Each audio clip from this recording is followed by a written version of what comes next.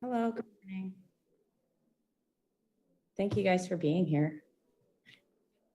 Me saying hello, good morning, and thanking you guys for being here can also for the SBC folks. Hopefully that's a good enough sound check as well.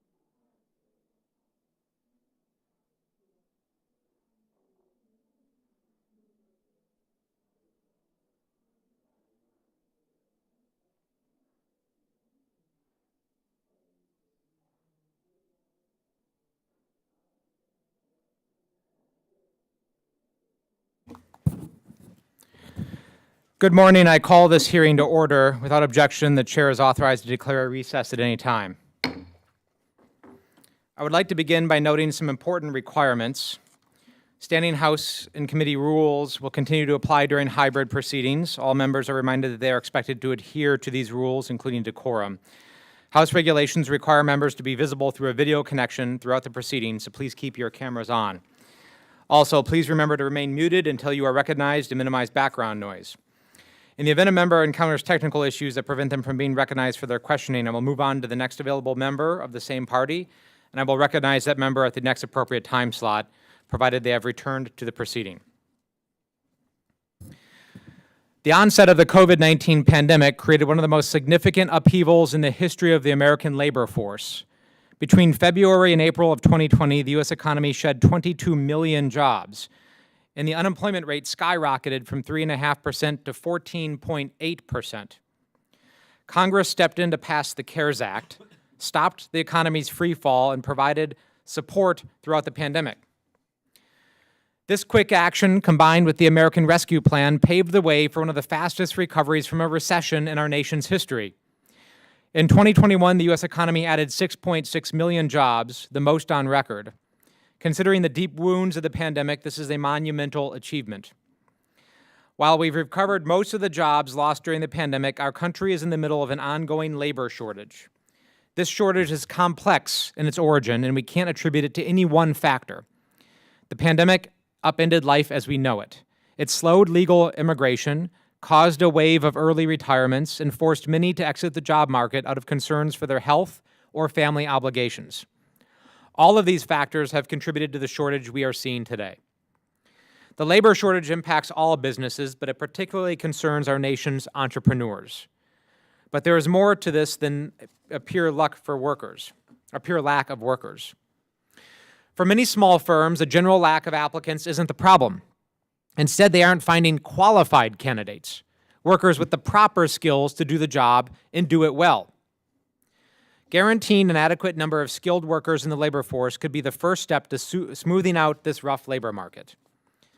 Fortunately, we have many established tools at our disposal to accomplish this goal. For example, initiatives like workforce boards, apprenticeships, community college, and career and technical education can help us upskill the American labor force. But as it stands, these initiatives aren't getting the funding they need. Over the past decade alone, the workforce system has seen a nearly 20% decline in federal funding when adjusted for inflation. I think we're seeing the impacts of this underinvestment in today's economy. Fortunately, the Biden administration has made a commitment to reversing this trend. Workforce development expansion, improvement, and funding are prominent features of the Bipartisan Infrastructure Investment and Jobs Act. The infrastructure law allows states to obligate funds from programs like the National Highway Performance Program toward workforce development activities. The law provides grants for programs that train and certify workers on the installation of energy-efficient technologies in partnership with labor unions and employers. The law also includes the Digital Equity Act of 2021, which creates 2 new grant programs that provide funds to develop digital equity plans and help give people the requisite skills to complete in today's economy. Lastly, the overwhelming majority of funds in IIJA are subject to Davis-Bacon requirements to ensure workers are paid a fair wage. These are excellent developments, but we must find more ways to modernize the American labor force. So today, I hope we can take a close look at existing programs and discuss new initiatives to expand our country's pool of skilled workers. By investing in workforce development, we can help ease our current labor shortage and position American workers to thrive in the future. I'd now like to yield to the ranking member, Ms. Kim, for her opening statement. Thank you, Chairman Crow. I want to thank you for holding this very important topical hearing, and I want to thank all of our witnesses joining us virtually today and testify before us. Our entrepreneurs are our nation's job creators. Their innovative products and services fuel our economies and communities. They take risks, they train employees, and they provide 2/3 of all jobs, the new jobs. As a small business owner, I know the adversities and obstacles that small businesses must overcome to succeed. The hurdles small businesses are facing right now are high. Inflation is soaring, supply chains are in chaos, and regulations are mounting. Small businesses are also facing historic job openings and labor shortages. Recent job numbers show positive growth as we reopen from the pandemic and mandates come to an end. However, the current job market contains 1.14 million less employed workers than prior to the pandemic. And Main Street still struggles to find employees. The most recent job openings and labor turnover summary reported 11.3 million job openings. And recent surveys report over half of all small business owners are having trouble finding qualified people to hire compared to a year ago. NFIB surveys also indicate historically large numbers of small businesses are struggling to increase their workforce, despite almost half of all employers raising wages. Furthermore, 22% of small business owners reported labor costs as the top business problem. Just 2 points below December's 48-year record high. These staffing shortages have a direct impact on our economy. 77% of small business owners reported that staffing shortages are resulting in significant to mild lost sales opportunities. Small businesses do not just need to fill open positions, but they also need qualified and skilled workers. In February, 61% of small businesses reported hiring or trying to hire employees, and at astounding 93% of those small employers hiring or trying to hire reported few or no qualified applicants for those open positions. Inaction is not an option. As small businesses place help wanted signs on their doors and innovation is stifled due to a lack of workers. The Small Business Entrepreneurship Council found that just 5% of small business owners agree that Congress's policies are helping the economy and small businesses. Only 5%. We must change that and enact pro-growth policies that support small businesses in meeting their workforce needs and consumer demand. Republican members on this committee have solutions. I am proud to have introduced the bipartisan H.R. 6450, the SCORE for Small Business Act of 2022. The SCORE program provides mentorship, education, and training opportunities for small businesses. Recently, SCORE has hosted webinars for small business owners on adapting to the trends transforming the workforce. By authorizing and modernizing this important program, we can ensure that SBA's resource partners are prepared to help entrepreneurs meet their business needs, including labor and workforce development. Additionally, my colleague, Vice Ranking Member Williams, has bipartisan legislation to utilize the Small Business Development Centers and Women's Business Centers to assist small businesses in hiring career and technical education graduates. There is no one-size-fits-all solution to meet the diverse demands of our unique small business communities. However, I am confident that we can work together to empower small businesses with resources to address the skills gap, promote career and technical education opportunities, encourage apprenticeships, and restore the small business economy so our job creators can prosper. I look forward to hearing from our witnesses today, and I hope to work with my colleagues to find real solutions to support our small businesses in finding labor and closing the skills gap. Thank you, Chairman. I yield back. Thank you, Ms. Kim. The gentlelady yields back. I'd like to take a moment to explain how this hearing will proceed. Each witness will have 5 minutes to provide a statement, and each committee member will have 5 minutes for questions. Please ensure that your microphone is on when you begin speaking and that you return to mute when finished. With that, I'd like to introduce our first witness. Our first witness is Mr. Gary Arnold. As the business manager since 2017 and a member of the Joint Apprenticeship Training Committee since 2008, he has worked to enhance recruitment, training, and retention of union pipe fitters. His leadership of educational efforts in the trade has earned him several appointments by state and city leaders, including a 3-year appointment by the Governor of Colorado in 2019 to the Business Experiential Learning Commission, in which he guides development of a youth apprenticeship program. Thank you, Mr. Arnold. I look forward to your testimony.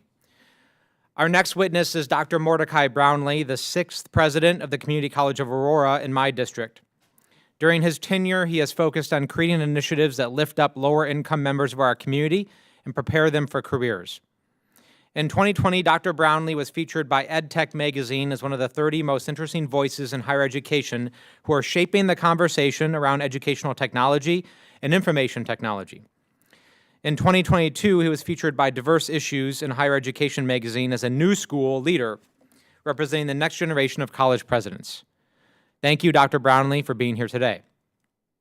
Our third witness is Mr. Joseph Kane, a fellow at the Brookings Institution.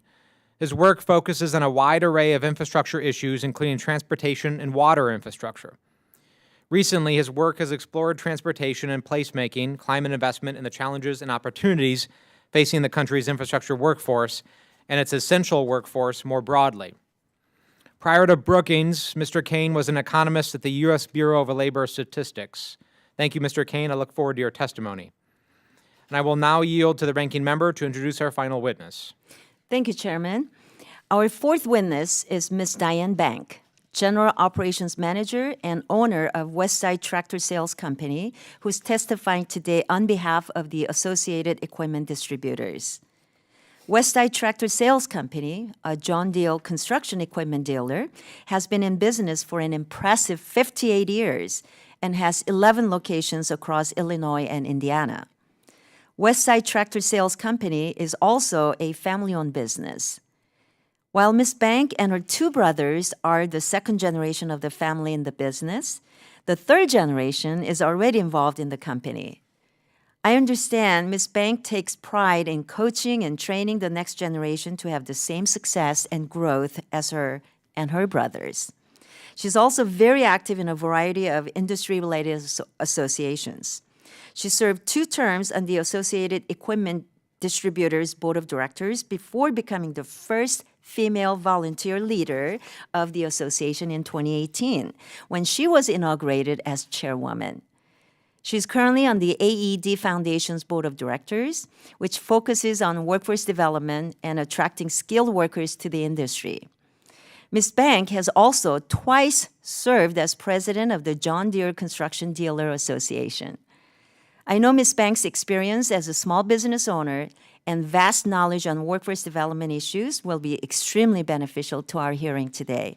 So, Ms. Bank, I thank you for the time to join us today and for taking the time to testify.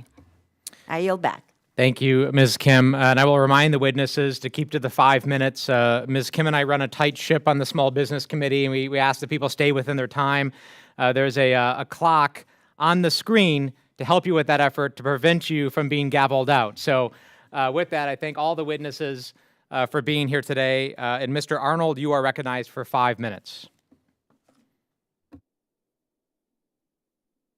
Thank you, Chairman Crow, Ranking Member Kim, and members of the subcommittee. I appreciate the opportunity to testify in front of you this morning to talk about registered apprenticeship programs and specifically our program that we operate here in Denver, Colorado. During the introduction, it was noted that I currently serve as the business manager at Denver Pipe Fitters Local 208. I also have the pleasure of recently being elected as the district vice president for our International United Association of Pipe Fitters, Plumbers, HVAC service technicians, sprinkler fitters, and pipeliners. My experience has been one as an actual apprentice. So I served my apprenticeship from 2003 until 2008, working for a contractor called Murphy Company during that entire 5 years, and really just enjoyed every single second of the opportunity. I was extremely thankful for getting the chance to learn how to become a professional pipe fitter, and I wanted to give back as soon as I completed my apprenticeship program. I had the opportunity to become an instructor here in our program, teaching mostly welding classes to 3rd, 4th, and 5th year apprentices. So I basically took the summer off after I completed my apprenticeship program and came back the following school year. Just instead of being a student, I became an instructor and really enjoyed the 7 years getting a chance to teach our apprentices. After that, I had the opportunity to be hired and took the position of training director in charge of the day-to-day operations of our registered apprenticeship program, continuing education and certification programs that we do here as a part of the training department. In 2017, I was elected by our membership to serve as their business manager and continued to play an integral role as the secretary of our Joint Apprenticeship Training Committee that oversees and guides the overall operations of the training program here at Local 208. We're excited because we have 230 plus apprentices currently in our program, somewhere along the 5-year program, and we continue to see those numbers increase. Apprenticeship programs, I think, are the most effective way for training construction professionals, specifically my experience being with pipe fitters on both the construction and HVAC service side. And the reasons for that is being able to partner the on-the-job training with related instruction given in the classroom. It allows those apprentices to have the full experience. We try to duplicate what they will encounter on a job site down here in the classroom to provide a safe space for apprentices to make mistakes. Most people learn much more from their mistakes than they do from their successes. Unfortunately, you can't allow that to happen when you're on customers' properties and they're building their equipment. Other workers' safety is a concern. So we want to have properly trained, qualified journey persons overseeing that on-the-job portion, but allow that safe space down here in the classroom to have folks make mistakes and learn from them. No matter how much you try, you cannot duplicate every possible scenario a construction pipe fitter or an HVAC service technician would run into on a job site, because not every building's the same. Each system's designed for that particular building, the way it was engineered, the way the architecture was completed, makes that kind of a special system. And why systems have similar faults and need similar types of repairs, having that on-the-job component partnered with the classroom training really does prepare them for any possible scenario they could run into as a qualified journey person as they continue their career. The tremendous benefit that I think our model provides specifically to small businesses is our contractors of all sizes have the same access to the GREAT training program, and it's based off of an hourly training contribution. So while we utilize the multi-employer, it's an 80 cents per man-hour contribution into our ERISA-governed training trust fund. And so while we have contractors that have hundreds of employees, the vast majority of our employers have 30 or less employees. They're small shops, and there's no way they would have the resources and the capital needed to undertake a large training effort like we have at our apprenticeship program here at Local 208. So I looked at the list. I actually printed out a report this morning, and I'm pleased to see that we have, 80% of our contractors, like I said, have less than 30 employees. So AirTech Mechanical, for one, was at the top of my report, obviously because it goes by alphabetical order. They have 12 members working for them, and out of those 12 members, 2 of them are apprentices, and one of them is a pipe tradesman that is an entry-level position, really to get some experience and decide whether or not they want to pursue a full career and apply for the apprenticeship program. And so we enjoy about a $1.8 million annual operating budget for the training program. And those contractors, like I said, have the same access that our large contractors with 400 plus members may be working for them right now. Because it's directly related to the amount of employees they have and the amount of work that they're performing, it makes it an equitable access for not only our employers, but also our apprentices. The apprentices don't have to face any kind of personal financial burden. They get compensated for the on-the-job training. Mr. Arnold, you're over the 5-minute time, so I'm going to have to stop you here, but we can finish up during the question and answer period as we dive into it with the members. Thank you very much. Dr. Brownlee, you are now recognized for 5 minutes. Good morning, and thank you for this opportunity. Chairman Crow, Ranking Member Young Kim, and members of the subcommittee. My name is Mordecai Brownlee, and I am the proud president of the Community College of Aurora. CCA is part of the Colorado Community College system and serves over 10,000 students annually. At the onset of the pandemic, our enrollment dropped 12%. However, I'm proud to share that our college has rallied hard for our students and to date have recaptured 7% of that loss, and we won't stop until all students have been accounted for. Uniquely, our institution serves in the most diverse region of the state, and student demographics represent that reality accordingly. As a federally designated Hispanic serving institution and minority serving institution, 64% of our students identify as students of color, 51% of our students are Pell Grant eligible, and 50% of our students are first-generation college students. With 5 continents and over 90 countries represented at our institution, we are proud to serve a rich and diverse student body that includes the state's largest immigrant population. It is also important to note that our small business owners within our area represent this rich diversity as well. Community colleges like ours stand on the front lines and in service to the most disadvantaged students and those hardest impacted due to the pandemic through our mission of open access, affordable, high-quality post-secondary education, and workforce training.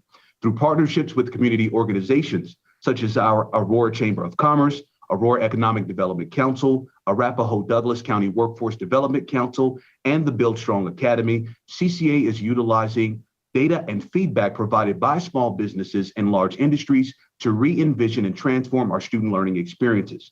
intended to train displaced workers, non-traditional adult students, and first-time and college students. These efforts seek to upskill or reskill to obtain industry-recognized credentials that align in-demand, high-wage occupations. Currently, we are designing new programs in healthcare, renewable energy, and construction management, and offer hybrid, online, and in-person instruction outside the typical working hours to accommodate our students' varied schedules. Our students are directly impacted by the various socioeconomic challenges that face other metropolitan communities around the nation. Lack of reliable transportation, childcare, broadband access, and a supportive network have historically created barriers to a quality education and the attainment of their dreams. Listening to the voice of our students, CCA has worked in hand with our student body to eliminate barriers and provide resources to promote equitable access and opportunities for our students. Take, for example, Victoria Browning. Prior to attending CCA, Victoria held a full-time job earning $14 an hour to support her 2 young children while struggling to address thousands of dollars in student debt.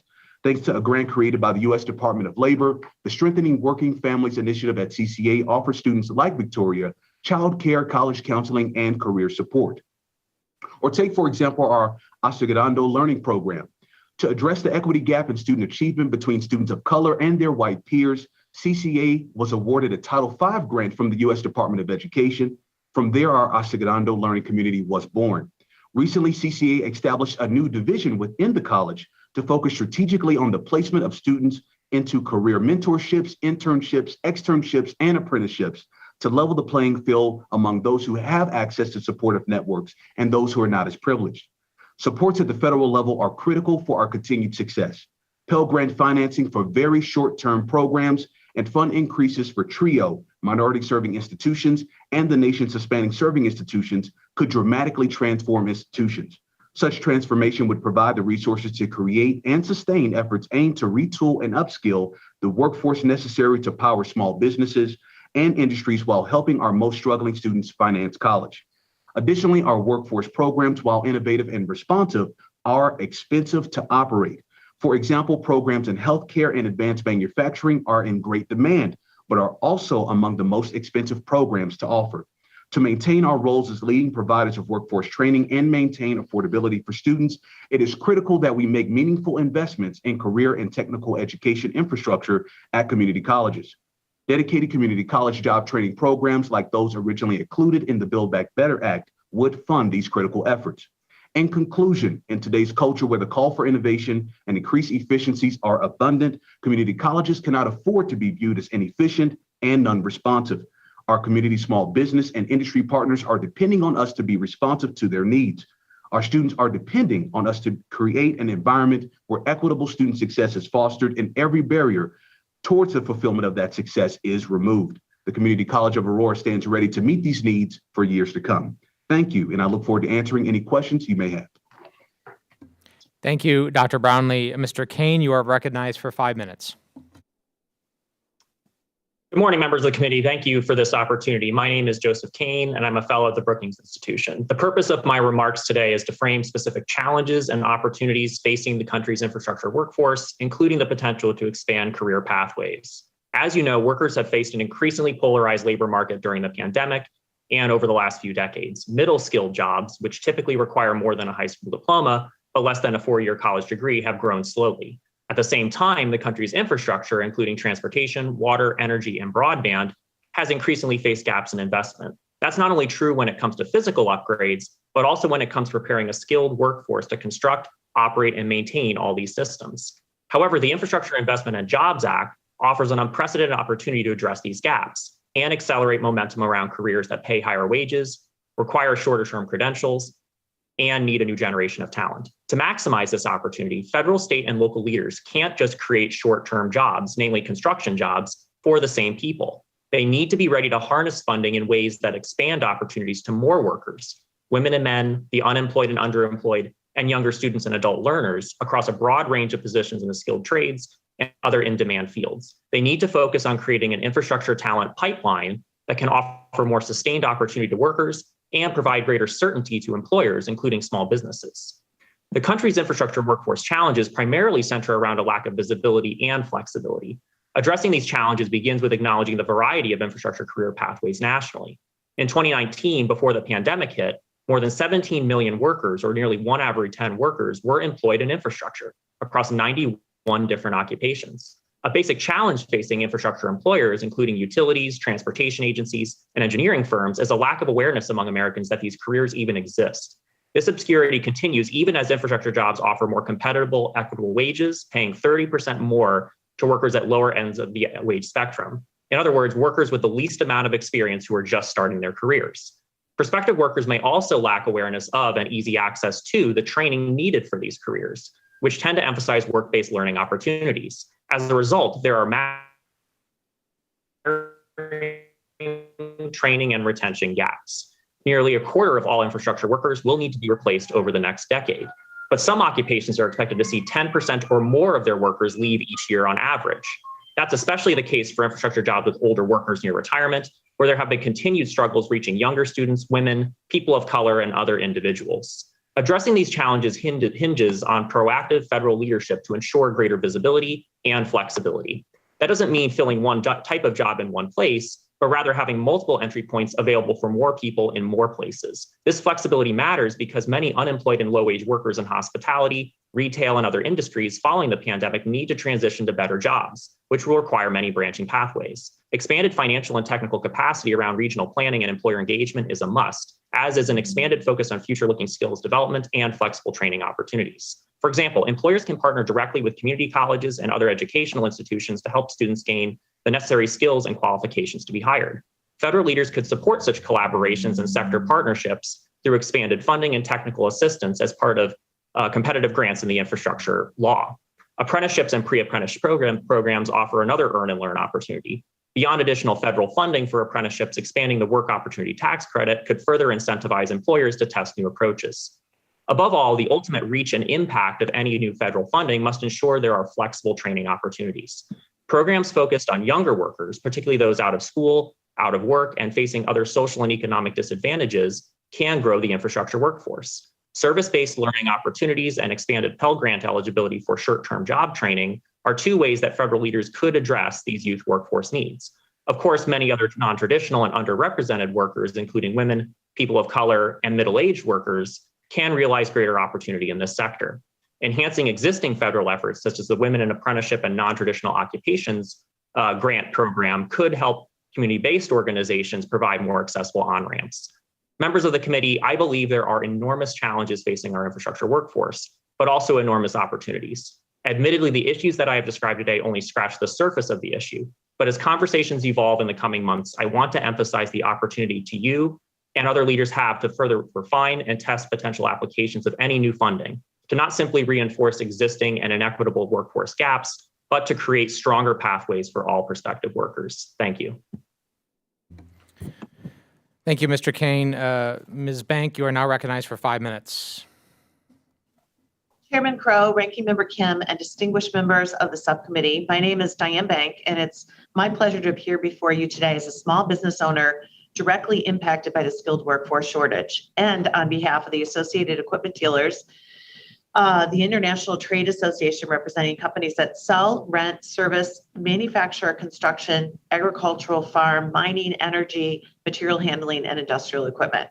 I'm the general operations and co-owner of Westside Tractor, a full-service John Deere construction and forestry equipment dealer.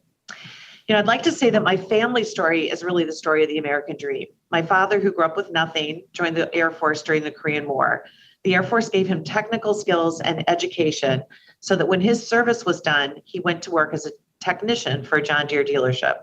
My parents dreamt of having their own business, so when a territory for John Deere opened, they put every penny they had in creating something of their own. If we fast forward 60 years to today, we have 11 locations, approximately 350 employees, and my brothers and myself are working towards passing the business now to the third generation of family members. As a small family-owned capital-intensive business, we have a lot of challenges right now, from supply chain issues, inflation, and ever-changing regulatory and tax environment. But the greatest need is right where my father started his career in the technical trades. And whether you're Wagner Equipment in Aurora, Colorado, or BJEC Corporation in Placentia, California, you can't find skilled workers, particularly to serve as diesel service techs.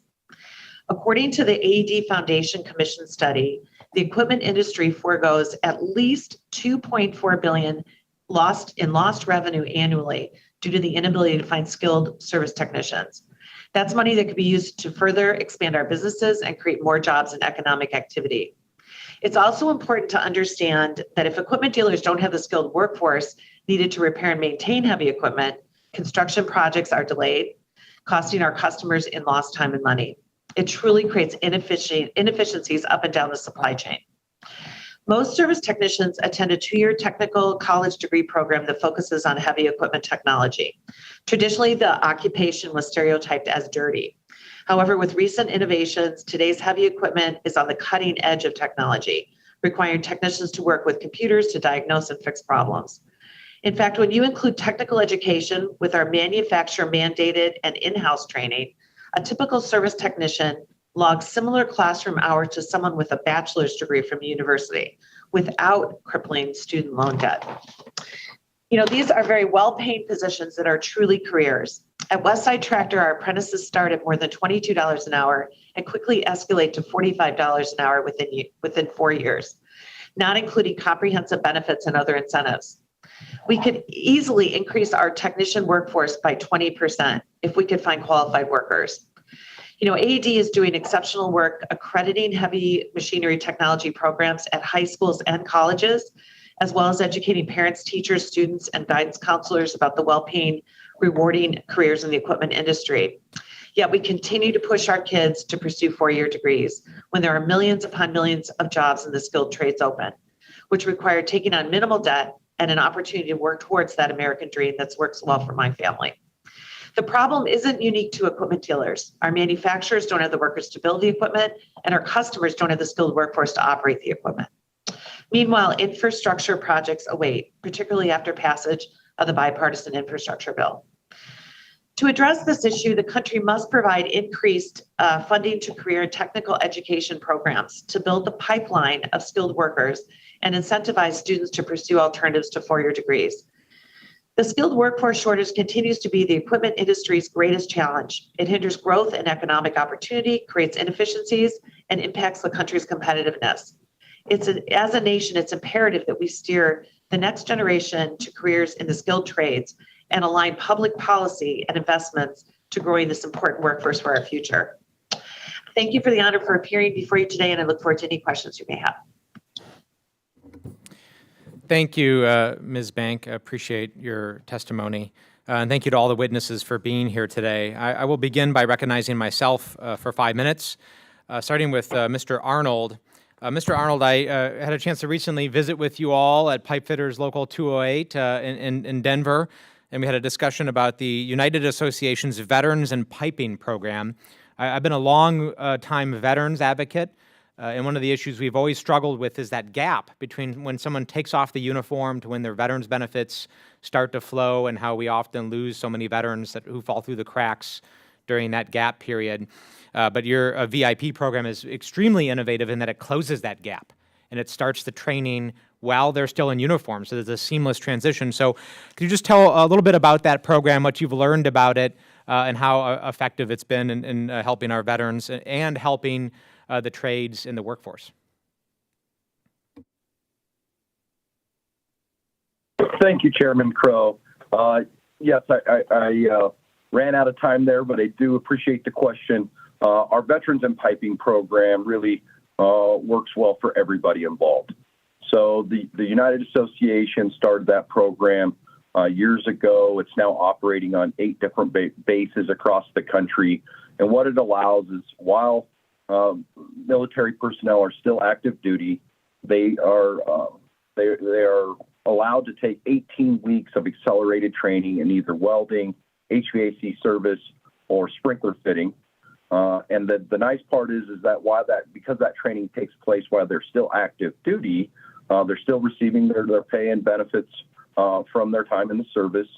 And then they complete that training prior to the mustering out of the service. And towards the end of the training, they're allowed to pick the location of their choice.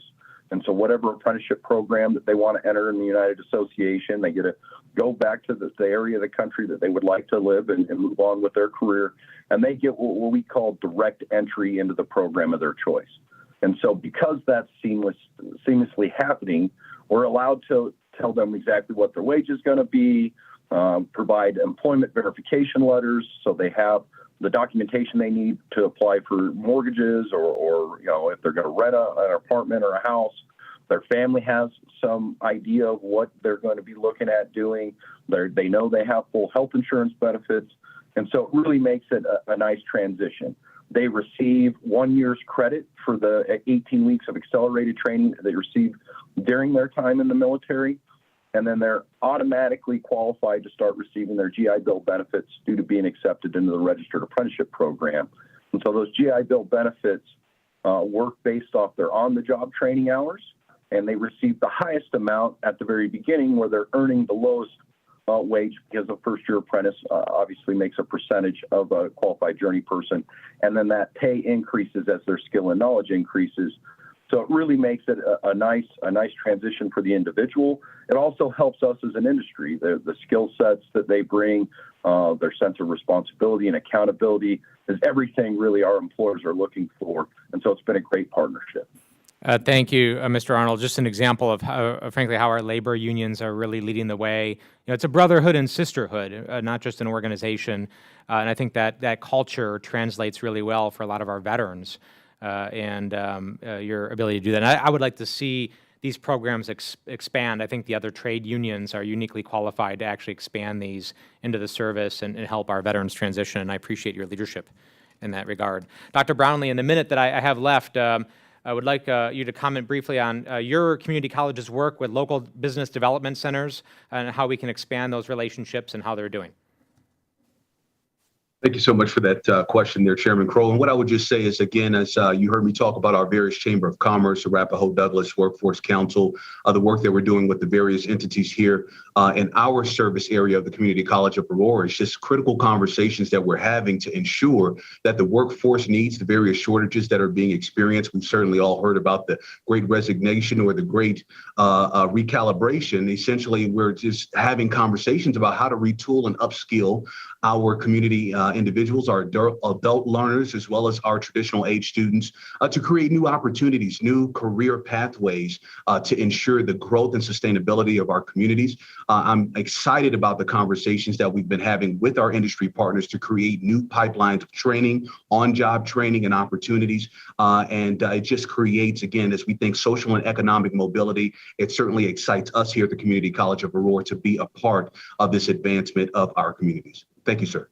Thank you so much, Dr. Brownlee. My time has expired. The ranking member, Ms. Kim, is now recognized for 5 minutes. Thank you, Chairman. Ms. Bank, I am pleasantly delighted to hear that your father served in the Korean War, and so please offer my deepest appreciation for his service. As an immigrant from South Korea, obviously I have a very soft spot when it comes to thanking especially all the veterans, but especially Korean War veterans. So my hats off to you, your father. And your father has founded this family-owned business, which you are now taking over, and your family and your children are also taking over. So it's really important because all of our witnesses are job creators in our nation. And but most importantly, supporting our veteran-owned, woman-owned, and also minority-owned businesses are something that Chairman Crow and I and members of this committee are passionately supportive of. Ms. Bank, your testimony references the many challenges of being small business owner, including inflation, supply chains, and ever-changing tax and regulatory environment. So could you talk about how your business is managing with all of these economic headwinds?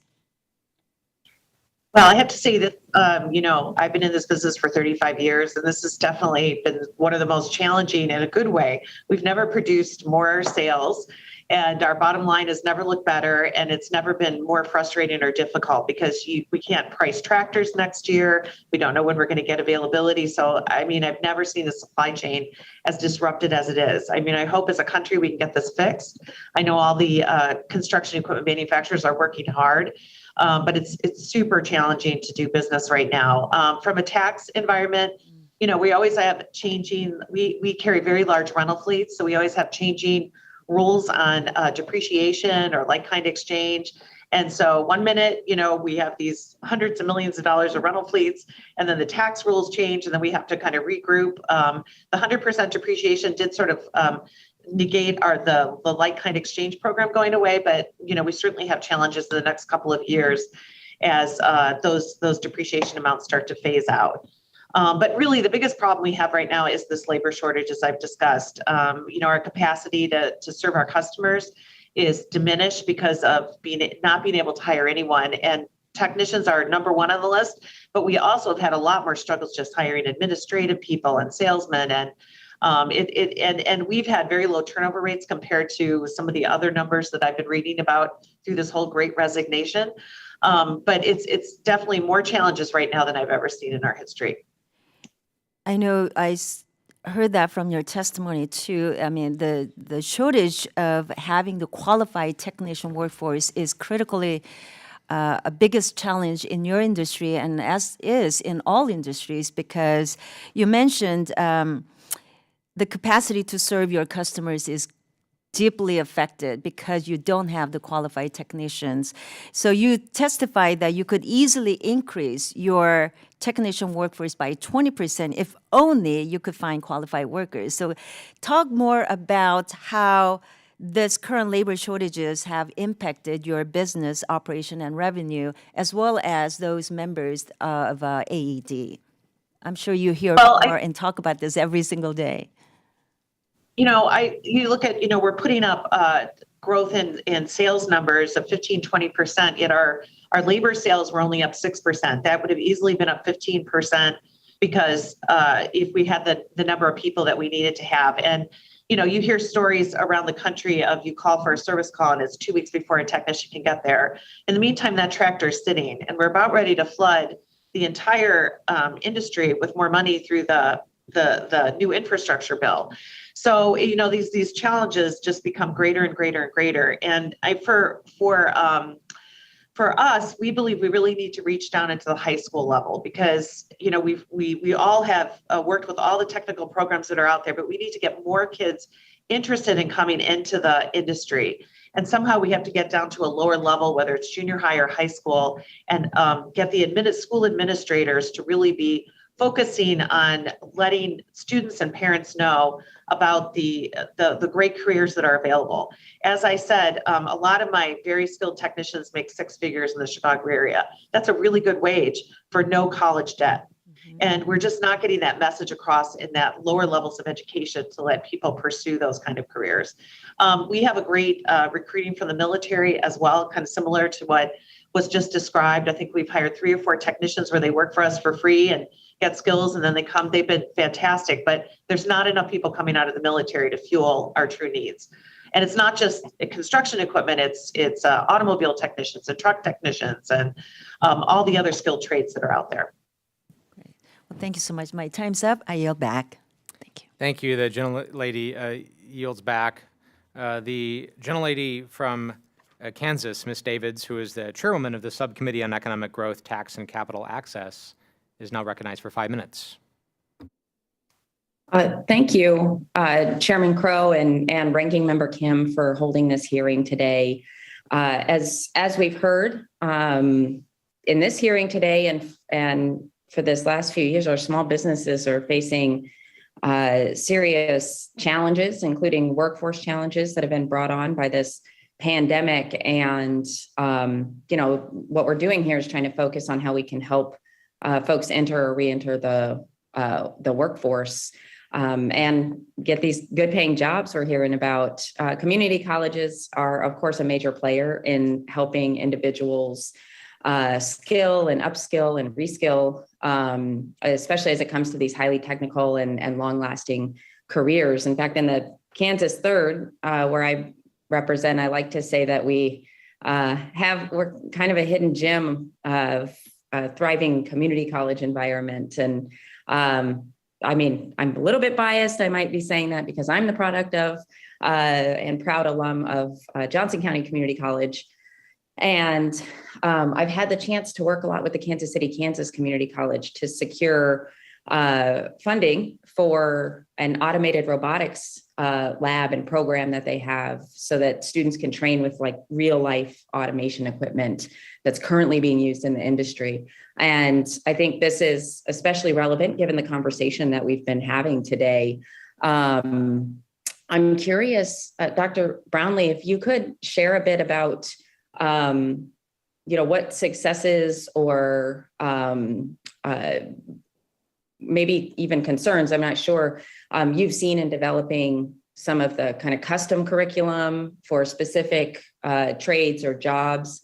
And then also if there's like what the mix of the students that are looking at those various career choices or reskilling. I'm just curious about that from your perspective.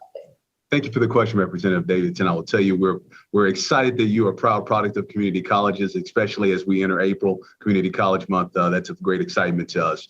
But to your question, as we think about essentially in our service area, our industry partners have been very responsive in wanting to be at the table. We include industry partners through advisory councils that help us to shape what are essentially the learning outcomes that are associated with these jobs. As you heard, one of our fellow individuals giving a testimony talked about how there's technicians that are needed in these various industries. And so we work with our partners to identify what are those learning outcomes. A bit of the challenge really becomes those very short-term programs. As we think about funding those programs is where the true concern to your question or the challenge comes in is funding, because depending upon the nature and the length of that academic program or that workforce-related program, we're talking about social and economic mobility workforce-driven programs. So 3, 4-week, 5-week programs, 9-week programs. This individual can now take on a new career and pathway and be able to provide for them and their families in a manner in which they would not have been able to do previously. However, the funding becomes a challenge. Based on the length of it, it may not be funded and carried by the Pell Grant. And so that's where we really need the help and the challenge. In terms of those that we're seeing engage with these trainings, everything from the traditional age, I think about the work that we're doing out of Cherry Creek schools, the great work they're doing out of the Cherry Creek Innovation Center, where they're directly tying students into high wage, in demand pathways to work over here at Aurora Public Schools. So there's strong partnerships with the traditional age. The adult working populations, our non-credit programs, is where we continue to have opportunity. And to be very honest with you, it comes down to funding. We need to be able to fund the very short-term programs. Otherwise, these individuals are coming out of pocket, and they may have the means or may not have the means. And so hopefully the conversations that now we're having and we're seeing some return on, and that is our industry partners saying, listen, let's sponsor some of these individuals, especially these adult working learners, to be able to fund them in their education. Creative partnerships, however, we have to think about sustainability and the implications if we can't find a sustainable result. Yeah, thank you, Dr. Brownlee. And also just thank you to our other witnesses for your testimony. Mr. Arnold, I'm excited and impressed about the training program that you all have. And Ms. Bank, I really appreciated your comments about us looking into the younger populations. So Mr. Chairman, I will yield back now. Thank you. Thank you. The gentlelady yields back. I will now recognize the gentleman from Texas, Mr. Williams, also the vice-ranking member of the committee. Thank you, Mr. Chairman, and thank you, Ranking Member Kim. And I just want to say in full disclosure, especially to Mrs. Bank, I'm an automobile dealer. I've been in the automobile business, Chevrolet, Dodge, Chrysler, Jeep, Ram, for 51 years. My family's in it, and my grandchildren are now in it. So I really enjoyed your statements. And also was glad that you mentioned about some of the Trump tax cuts that we had in 2016 that are still in force that have helped make our business pretty good. You talked about inventory. I normally have 800 units on the ground this morning. In my car dealerships, I have 22. So we know about what's done to our industry. But thank you for bringing up about the importance of cutting taxes. With all that being said, the Biden administration continues to show their lack of understanding for the real issues American small businesses are facing. Instead of creating opportunities for all businesses, President Biden is pushing government mandates that favor big labor and are both unfair and extremely costly to taxpayers. They just mean more money. And last month, Biden signed an executive order mandating project labor agreements on federal construction contracts exceeding $35 million, which funnels these critical government contracts to unions and cuts out other private companies from being competitive. A recent report by the Association of Builders and Contractors stated that 87.3% of the U.S. construction workforce does not, I repeat, does not belong to a union. These businesses should not be excluded from applying for government projects because they are not unionized with burdensome fees and failing pension plans.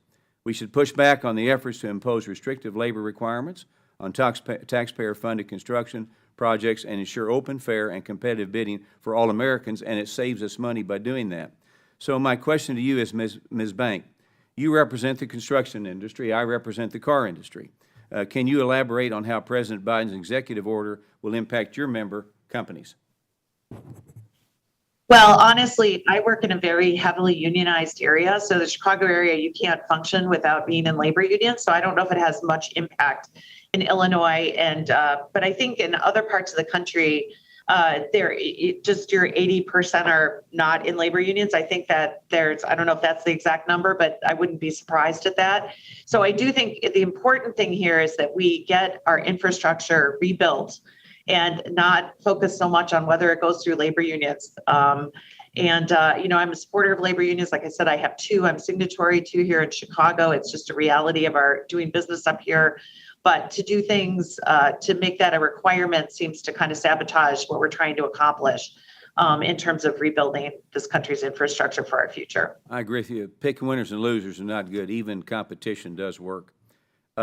I've been in the car business for over 50 years, as I've stated, and I know firsthand that we're always looking for more mechanics. We've talked about that. More mechanics, more technicians, and other skilled workers. Our country's facing a growing skills gap from younger generations that are not joining the vocational workforce at a high enough rate. So business owners in all sectors of the economy are in critical need of workers, especially skilled workers. One way that we can work to address the skills gap is by informing and encouraging students to join career technical education programs. A traditional four-year college degree is not for everyone, and we found that to be true in this day and time. We need to ensure students know that there are other high-demand opportunities that will provide them with a good-paying job and successful career. So again, Ms. Bank, Ms. Bank, you even stated that in your testimony that a service technician at an equipment car dealership can easily make up to 6 figures, and that is true with my car dealerships. Providing that vocational program sets students up to learn a skill which they can master over the years and then hopefully turn into their own small business like yours one day. The return on investment for skilled workers is undeniable, and it is critical that we continue to expand and encourage CTE opportunities. So quickly, Mr. Arnold, given your background in apprentice programs, how can we better educate high schoolers who might be on the fence about paying for a 4-year degree that there are other opportunities out there and not as costly? And what are the best practices to recruit more students to put a vocational option for them in the future? Thank you for the question, Representative. Very quickly, I think we just need to do a better job of explaining the benefits to both parents and students, so everybody involved understands about the excellent opportunities. For a lot of times, folks were told that they had to go the traditional career or traditional education path to be successful, and I don't think we did a good enough job explaining the benefits, explaining that there isn't the financial burdens. Best practices, what we've seen starting to work better, is actually utilizing our current apprentices, the folks in our program that can relate to the younger populations better than, say, myself or folks that have been in the industry for 30 or 40 years. Getting their peers and letting them know exactly what they are experiencing right now as existing apprentices has seemed to make a big difference. Thank you very much, and Mr. Chairman, I yield my time back. Thank you. The gentleman yields back. I will now recognize the gentleman from Minnesota, Mr. Phillips, the chairman of the Subcommittee on Oversight, Investigations, and Regulations, for 5 minutes. Thank you, Mr. Chairman, and to all the witnesses today. I'm grateful for your testimony. Ms. Bank, I want to thank you for your wonderful remarks about your business and unions. I think that one can be both pro-business and pro-worker, and I think your remarks are wonderful and encourage every business in this country to follow suit. When I'm back in the district, I've been doing a program called At Work with Dean, where I spend about 3 hours, do a 3-hour shift at various small businesses in my district. And without exception, all are saying that business is improving, very strong in most cases, and all are also saying that the attraction and retention of employees is terribly difficult. So I think we're all in agreement on that. Starting with you, Ms. Bank, we hear a lot of reasons why people have left the workforce. I'd love to hear from each of our witnesses about why you think that's the case. Starting with you, Ms. Bank, what is keeping people out of the workforce based on your experience? Well, I think maybe we're a little bit different than and first of all, we were essential workers, so we never stopped working. We've had maybe a little bit higher attrition rates, but not compared to other businesses. And part of it is because we are high paying wages here. We're not, hospitality, or people are, making $10, $12 an hour, where I think you're getting a lot more turnover. And I would say, I think that, what I have seen in our people is that there's just a little bit more soul searching. Do I really want to do this the rest of my life? Do I really want to be a technician? Do I want to live somewhere else in the country?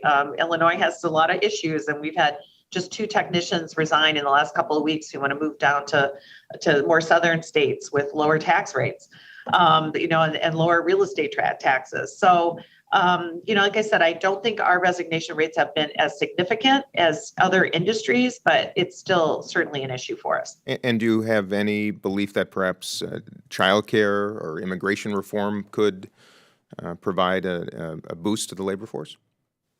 Oh, absolutely. I think we need more immigration. And if we could get young people who are coming into this country and start to get them trained as technicians, they do a great job. I know of some dealers who've flown to the Philippines and brought a whole plane full of technicians back that was in Canada. I don't think we have that policy here in the United States to allow that to happen. But, we have to, that's what this country is a whole bunch of immigrants. And I certainly would hope that we can bring more people in that would help with the skills gap problem that we're having. Thank you. I wholeheartedly agree. Dr. Brownlee, any thoughts from your perspective about what is keeping people out of the workforce and how we might rectify it? Thank you so much for that question, Representative Phillips. What I would say is that as we think about, again, the apprenticeships, the internships, our small business owners, really looking to revolutionize what we have looked at in terms of opportunities previously, and asking the question, what brings about relevance and messaging and opportunity now for our students? And so I think the creation of new opportunities, we were talking with industry partners just a few weeks ago, looking at these job descriptions. What can we do to create some transferable skill opportunities where we can retool and upskill and create more? Certainly there are challenges with transportation, childcare. You mentioned it, Representative, and thank you for acknowledging that. And just what have been challenges of the low socioeconomic communities continue, but we are committed and we're grateful for the funding that we've been able to receive through the various grants, Department of Education, you name it, even here in the state of Colorado through our COSI programs to create more opportunity and close gaps, what has been a challenge for folks in terms of funding their higher education. Thank you, sir. I appreciate it. Mr. Kane, your thoughts on what's keeping people out of the workforce and what we might do to rectify it? Yeah, thank you, Representative.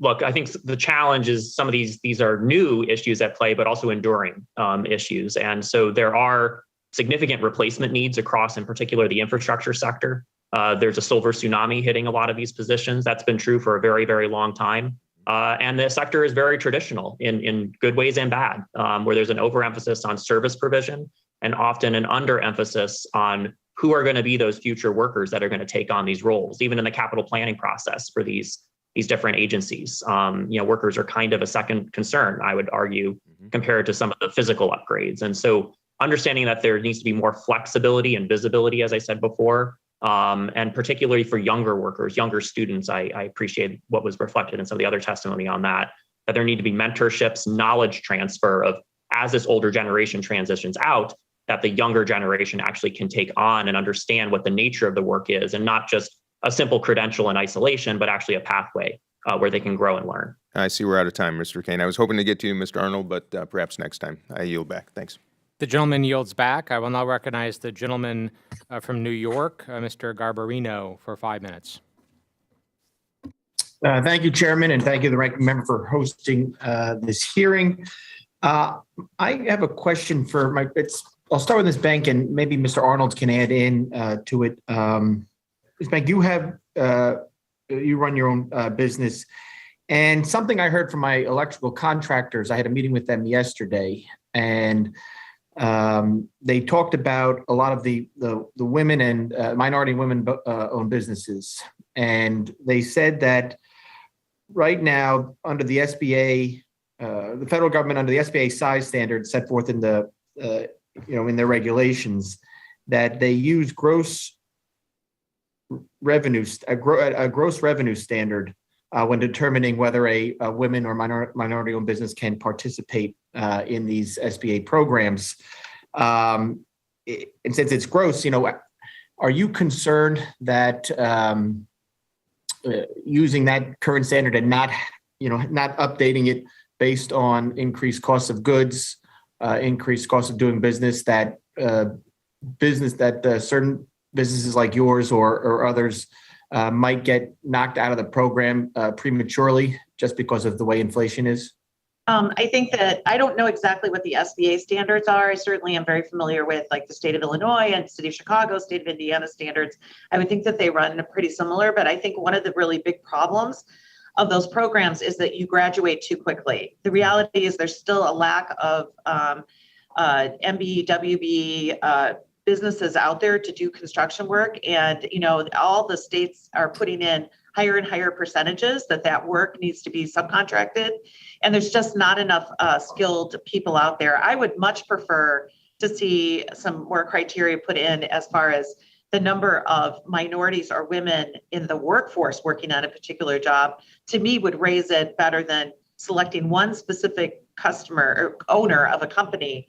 Would be more effective. And also what we've seen over and over again is you get a very qualified minority contractor and then everybody floods to them because they do a good job. They get too big, they graduate out of the program. So I think they hit a certain revenue standard and they just get graduated out. Yep. And then you're all stuck in the same position as you just were.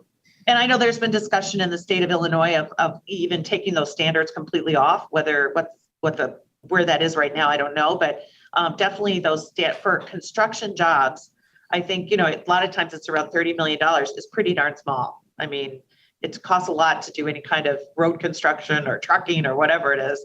That's pretty small. No, absolutely. I know. And same thing in my state of New York. It's not many businesses. A lot of projects cost that much.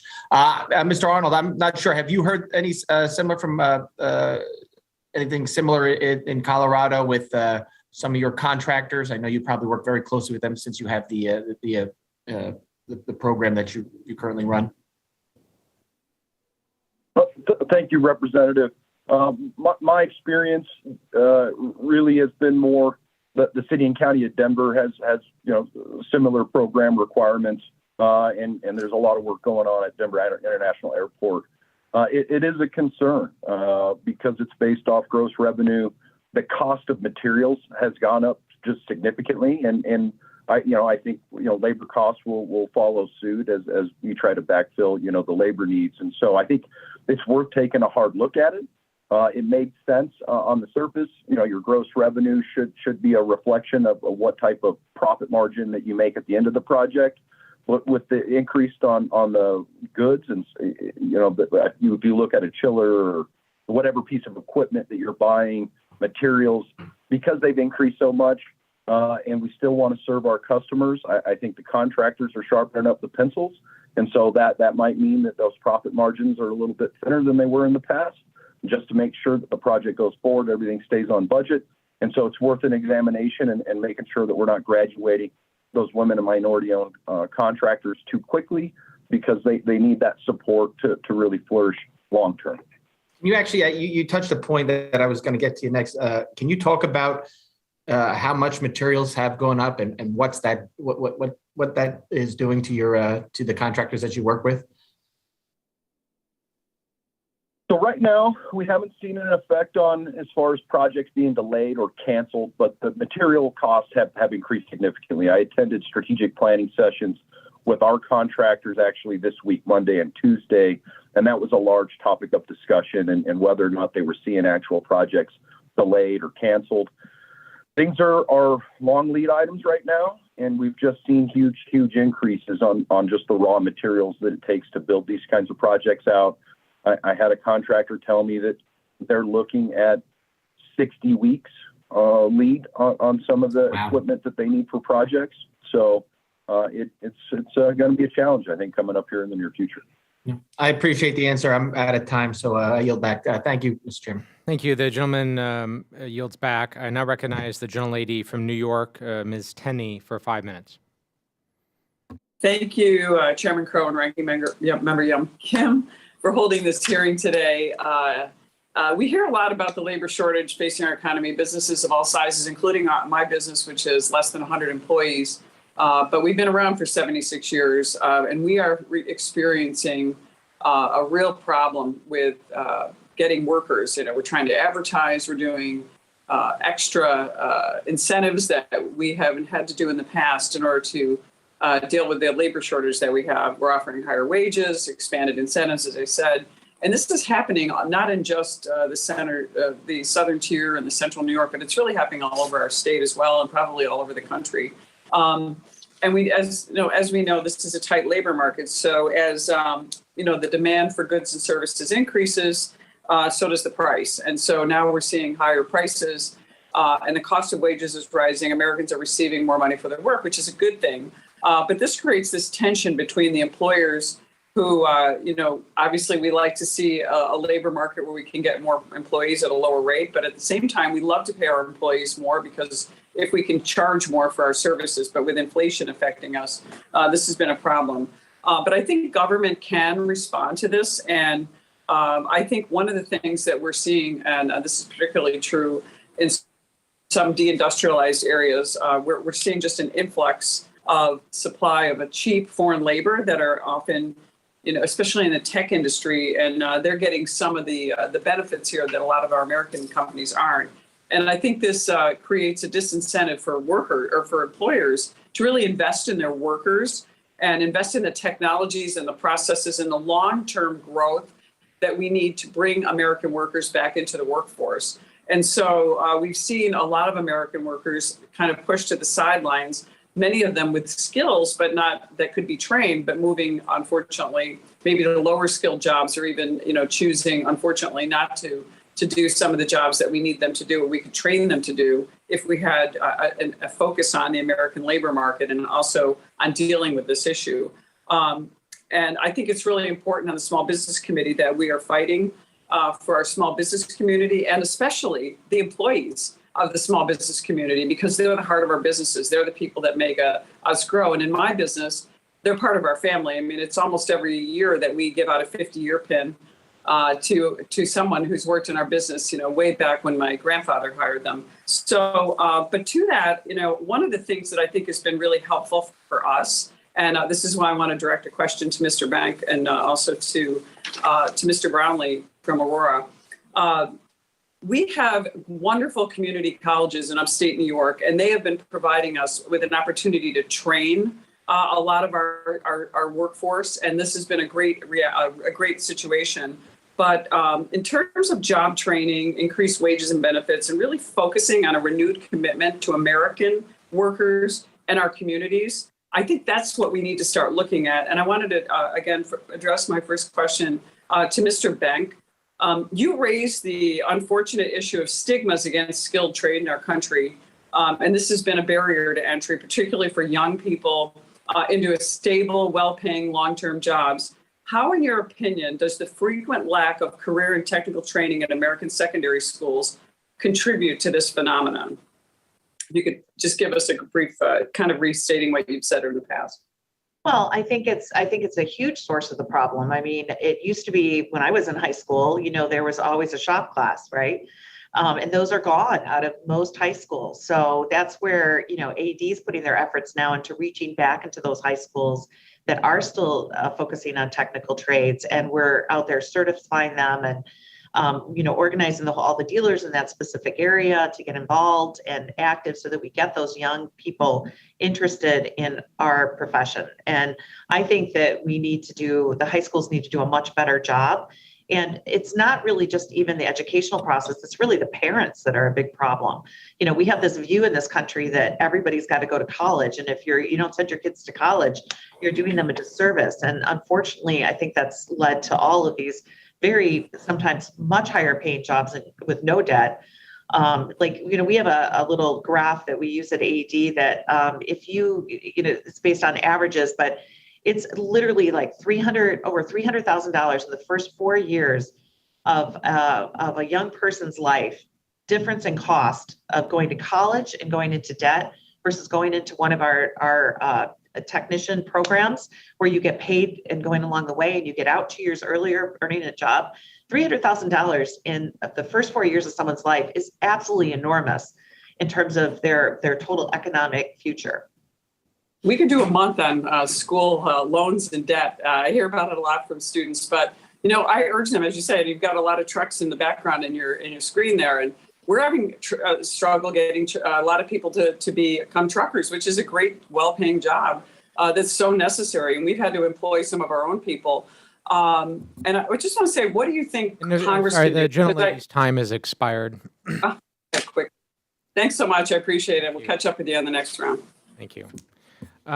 So we'll start while we're waiting on Ms. Houlihan from Pennsylvania, who's on her way to the hearing. I wanted to do a follow-up with Mr. Brownlee, Dr. Brownlee, a little bit more on the students that you serve in Aurora. Some of those or many of those are underserved students. Can you touch briefly on the impacts of transportation challenges and childcare challenges that those students face when they're pursuing training, vocational, technical training at the Community College of Aurora?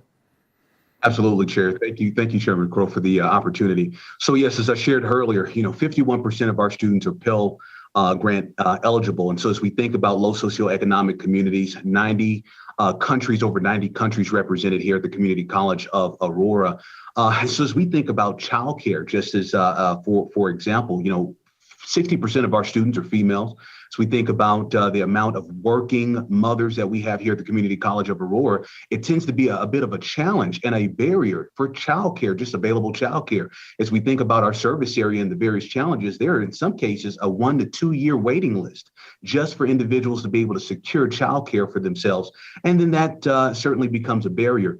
And so as we think about transportation, broadband access, as we've been working through the pandemic, it's one thing to hand a student a laptop. It's a whole nother thing to make an assumption that student has a home to plug that laptop into, let alone has internet access in their own private homes to do the work of online education. And so we're seeking and have continued to find ways to have gap closures as we think about the digital divide and providing Wi-Fi access. We've certainly increased our infrastructure here at the college at our locations. I have created Wi-Fi accessible parking lots to create more access opportunities for our students.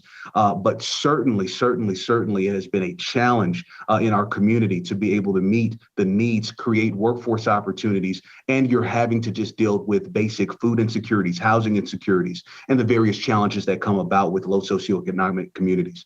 I say that to all say, we also are grateful, though, for all the opportunities that have been provided from us, from the U.S. Department of Education and the U.S. Department of Labor, and certainly here in the state of Colorado, to help us address these various challenges for our students. Thank you, Dr. Brownlee. I will now recognize the ranking member, Ms. Kim, for 5 minutes. Sure.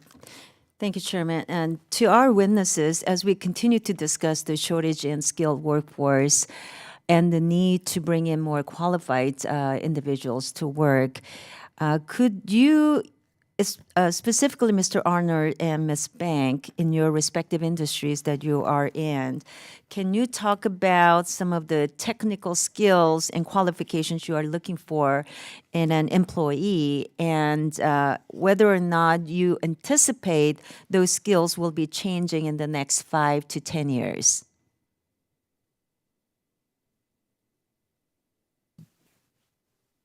Well, I guess I'll go first. Oh my God, the skill levels that we're going to need in the future is a little bit frightening when we look out 5 years from today. I mean, we're on the verge of autonomous tractors. We have all the new fuel technologies that are coming, electrification, hydrogen, all kinds of things that the manufacturers are working on today. So the skill level, like I said, right now our technicians really have a bachelor's degree in terms of the time that is put into their training, whether it be from that 2-year technical program and then what we do as a dealership. But the skill levels and the different skills that are going to be needed in the future are a little bit frightening, and will create a whole bunch of other challenges as we move into the future. Mr. Allner? Thank you, Ranking Member Kim. The nice part, I think, right now is for somebody just looking to enter into the apprenticeship program, all we really need is somebody that has good enough soft skills, a willingness to show up to work, to be there on time, to work throughout their entire shift, be productive, and learn from their mistakes. The training program really is designed and engineered to make sure that they do, at the completion of the 5-year program, obtain all the certifications required to be successful in their career. So during that program, they're going to obtain welding certifications. Up front, it's a big focus on safety. So they're going to get OSHA 30-hour safe handling refrigerants, and then all the various certifications that go along that is needed by the industry, by our employers that communicate that to us at our monthly JTC meetings. I would agree with Mrs. Bank that the future is going to involve some changes, and we're going to need to train folks on newer technologies. Right now, we are focusing on making sure our members are trained on variable refrigerant flow, variable refrigerant volume systems, which just weren't all that common in the past. Typically, you saw large-scale hydronic systems with traditional boilers and chillers. And so some of that technology is already starting to show itself, and we've already engaged in that training. But where does hydrogen lead for building heat and in-home heating? Where does a number of different technologies move forward? Geothermal is another viable technology that I could see used in the future. And so what we want to do is continue to maintain that constant communication with our employers so they can communicate exactly what our customers are looking for, what do building owners want in their new buildings. And that way we can adjust and be flexible and fluid to meet the industry needs. Great. Thank you. Looks like Ms. Houlihan showed up, so I'll ear my time. Thank you. The gentlelady yields back. I will now recognize the gentlelady from Pennsylvania, Ms. Houlihan, for 5 minutes.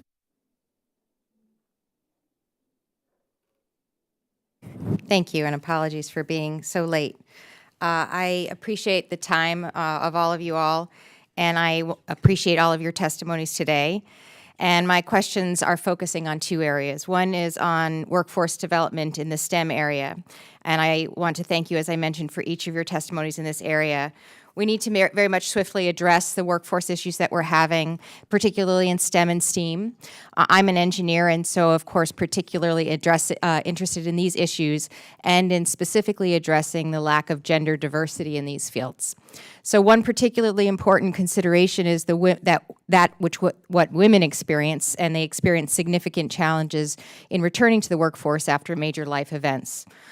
So 1 in 4 women tend to take a break in their career, which is 4 times as many women as men, and many of those women drop out of the workforce as a result of that break in their career. So to Mr. Kane, in your testimony, you emphasized the need for federal leadership to ensure greater flexibility to fill careers. Would you be able to please elaborate on how providing funding for flexible workforce development opportunities, such as returnships that would be created by the STEM Restart Act, would help address the workforce development and diversity challenges that our country faces? Yeah, thank you, Representative. Look, I think the reality we're facing is startling, where I think, Mr. Brownlee said that 60% of the candidates, I think, in his program are about 60% women.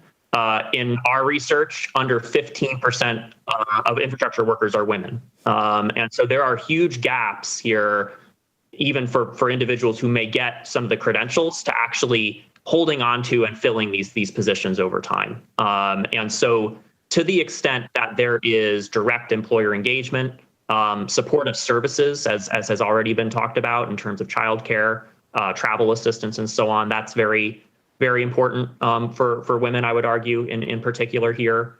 But I think flexibility also to the understanding as it relates to the skills conversation, we can't just be looking at filling one type of job or one position, but really revealing, I think, the pathways that can be quite nimble for prospective workers, whether you're a woman, a person of color, and so on, we need the 100 to 200 level skills here too. That workers, particularly as it relates to STEM, we found in our past research that STEM skills are crucial, whether you're a water treatment operator, whether you're a technician, whether you're an electrician. These are common skills across so many of these different occupations, and yet the employers often are planning in isolation, right? They're often competing against each other. And from the worker standpoint, they don't know, at least from the research I've done, they don't know where to turn other than that they're told to kind of train for one particular job with one employer. And that's just not the reality that's facing a lot of workers now. And so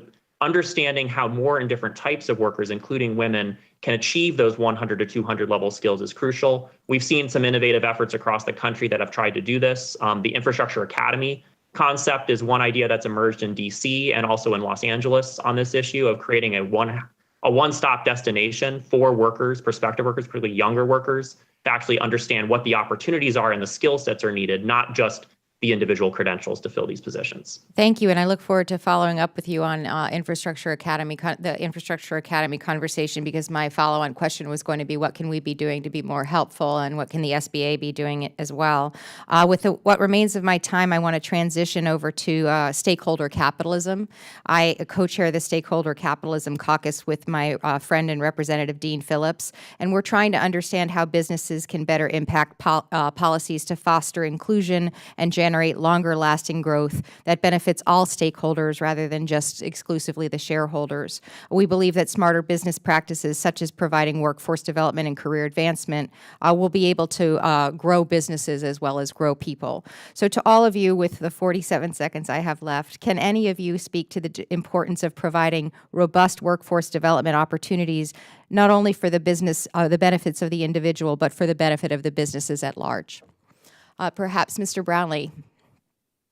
Thank you very much, Representative. What I would say is that stackable credentials now more than ever are critical as we think about the advancements in workforce development and training. We want to create very short-term programs that can meet the needs of small businesses as quickly as possible and create what can be a career growth trajectory for those individuals towards increased opportunities for economic mobility for them and their families. So I would say stackable credentials, very short-term credentials, and including very dynamic programs that infuse industry experiences, working with the likes of Mr. Arnold and Ms. Bank to create these real life experiences for students in the classroom is critical.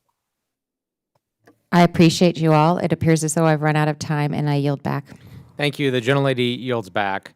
I want to thank all of our witnesses again for being here today. The current labor shortage is a top concern for American small businesses. A business can't thrive without properly skilled workers.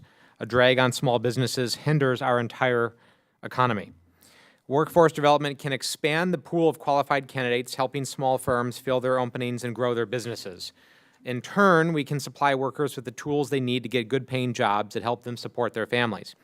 So by prioritizing workforce development, we can bolster small businesses, help American workers, and support communities. And I also just wanted to make an additional comment on the discussion that we had with Dr. Brownlee and the impact of affordable quality childcare on our workforce. You know, one of the largest periods of economic expansion in our nation's history was after World War II, as large numbers of new workers entered our workforce. They were largely women. Right now, we have millions of American workers who cannot enter the workforce or cannot enter the workforce at the right level because they cannot afford to, or they just can't because they don't have child care for their children. And the bottom line is this actually disproportionately impacts women. That's what the data show. So if we want to unleash vast swaths of economic activity and grow our economy and help our businesses, we will pass legislation that will provide quality, affordable child care to American families. That's good for our economy. It's good for our families. So without objection, members have 5 legislative days to submit statements and supporting materials for the record. And if there's no further business to come before the committee without objection, we are adjourned. Thank you.